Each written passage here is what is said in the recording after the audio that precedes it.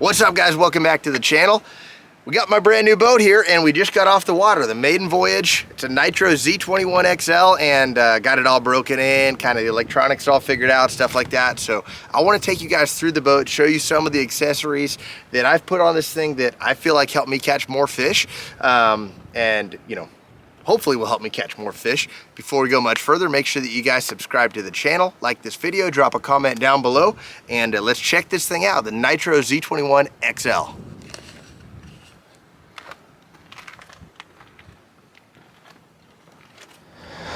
All right, so let's dive into this thing, guys. We'll start in the back and we'll work through the front. We'll talk about some of the main features of the boat, and then some little accessories and stuff like that. I'm gonna tell you guys, some of the things that I've learned ordering boats over the years, and give you a good, honest review on this thing in case anyone's looking at, picking up a Nitro of their own. So for the motor, I've got a 250 Mercury Pro XS. It's a 4-stroke engine. This has been out, the 4-strokes have been around since 2019, and it's amazing. It's great not having to worry about putting oil in there. The low end torque of a 4-stroke is so much better than what you have with a 2-stroke. So, and the other thing about it is the reliability. They last for so long. These guys run them in salt water for thousands of hours. So, I just put a couple hundred hours on this thing every year, and it's absolutely nothing. We're just barely getting it broken in. We've got powerful blades, 8-footers on the back here. Been running these for quite a while. I like the 8-footers. They make them in a 10 as well. Me personally, I do go underneath docks and stuff like that. I fish a lot of tight brush on some of our lakes, even around here. So the 8-footers help you sneak under that stuff a little bit better. Got a pair of those. We've got a Bob's hydraulic jack plate here.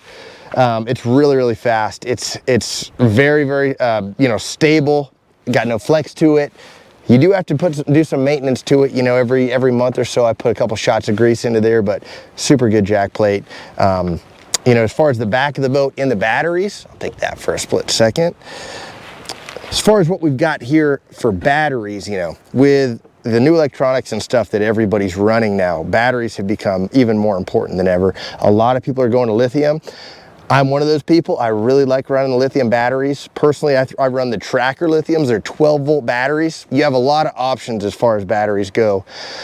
Even in the lithium world, you've got 12-volt, you've got 24-volt, 36-volt, and all kinds of different amp sizes. And the best thing to do if you're looking at getting batteries is figure out what you've got for equipment electronics, figure out how much amperage it draws and how long of a fishing day you normally put in, and make sure you're getting a battery that's sufficient to cover that amp draw throughout the course of the day. I run pretty hard when we're on the water. So I've got 300 amp 12-volt trolling motor batteries, deep cycle tracker lithiums.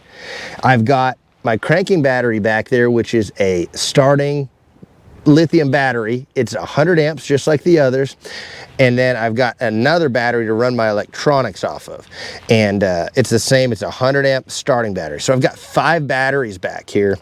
It's a lot, but I don't have to worry about this when I'm on the water. I can worry about the fish and not have to worry about what my batteries are doing. It's got plenty of juice to get me through the day, and running that isolated battery for your electronics, I think, gives you a clearer picture. This is actually the first year I've done that, and I noticed my picture is a little bit clearer on LiveScope, which is what you're looking for. So with that being said, the fact that I've got 5 batteries, I had to add an extra battery charger. So I've got a 4-bank battery charger for the standard 4 batteries that you would normally run.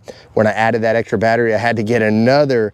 It's a small NOCO 2-bank 10 amp per bank charger. So we pulled one of the fuses out of that, and one of the things, it's a bit of a drawback, but after my fishing at the end of the day, I've got to find 2 outlets or plug in 2 different battery chargers. So not a big deal. It's worth it to have more performance when you're out there on the water. You can see back here, you got a spare prop holder.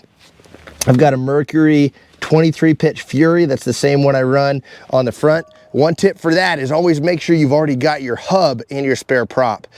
These new hubs that press in, they're really, really hard to get out after they've been run on the engine. So if you've got just a spare prop and you tell yourself, hey, I'll just put the hub off the old prop in the new one on the water when it's time to switch, you're going to be in for a rude awakening when you can't get that hub out without tools. So make sure that if you carry a spare prop, already have that thing hubbed.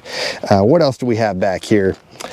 I've got yeah, I talked about the chargers. I've got my little emergency box right here. I've got a tow rope, toilet paper, and body wipes.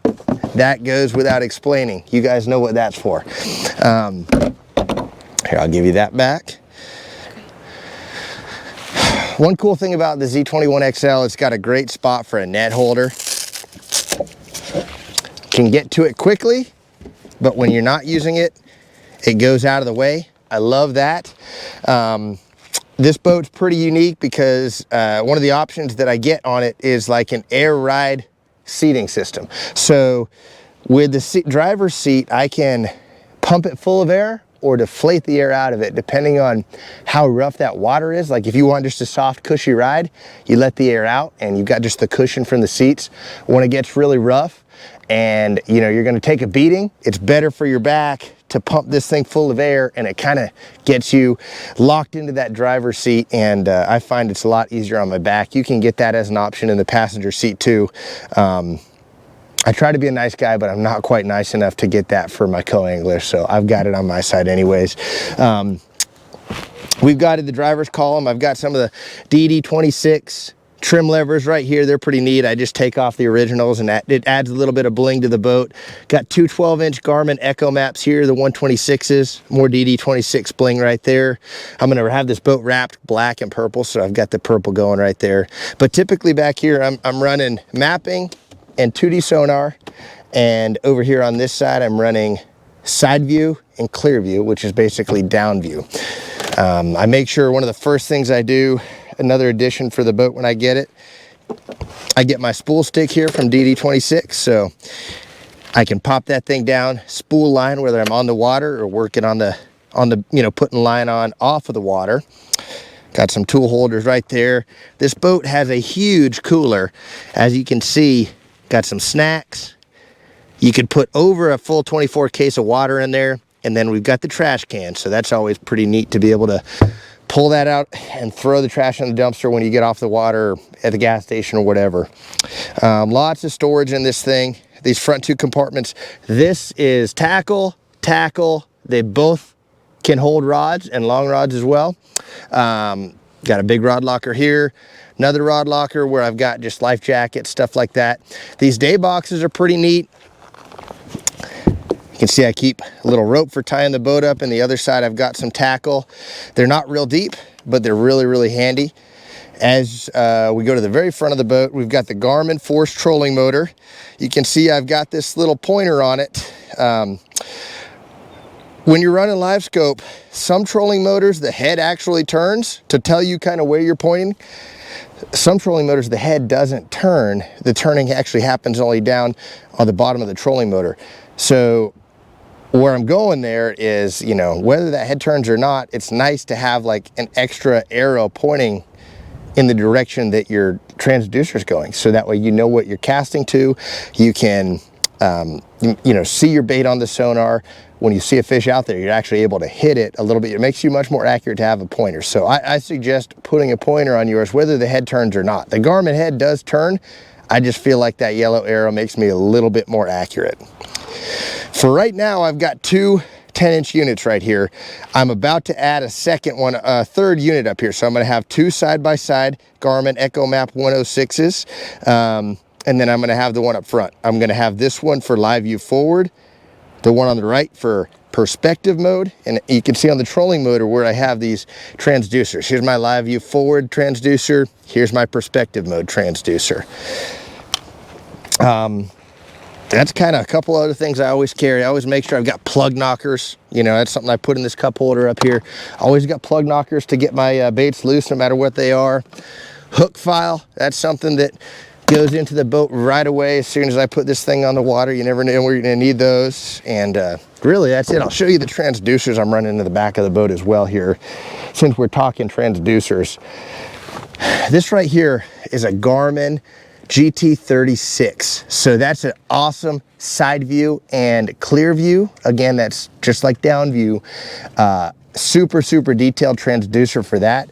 My 2D sonar, I actually have a puck inside the boat. It's glued down into the bottom of the hull. It's a GT8, so that's going to show your 2D.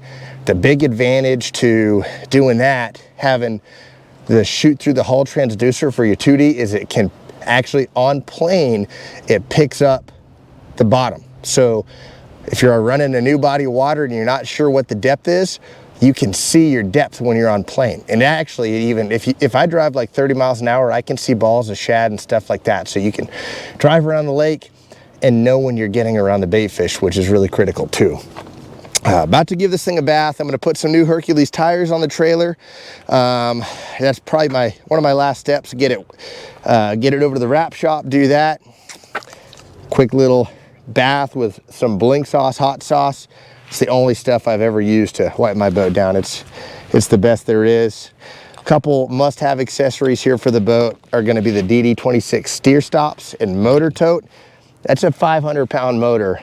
You don't want the weight of that motor wearing on your transom as you drive all over the place on the road. So a good solid system back here to keep that motor in place. It's going to be good for your steering. It's going to be good for your transom, your trim, all the stuff like that. But you know, overall, that's kind of the gist of what we got going on here. I'll put some videos on Instagram and again later on YouTube once I get that other unit up. Some more stuff actually talking about the perspective mode. A lot of people know about the live view forward. I'll go a little bit more detailed into this perspective mode. But yeah, I'm pretty stoked about the boat. Thank you all for watching the video. I'll be back on the water now that we got this boat up. Back on the water doing more videos there, and another Anglers Happy Hour podcast coming to you guys soon. So thanks again for watching. Please subscribe, and I love this boat.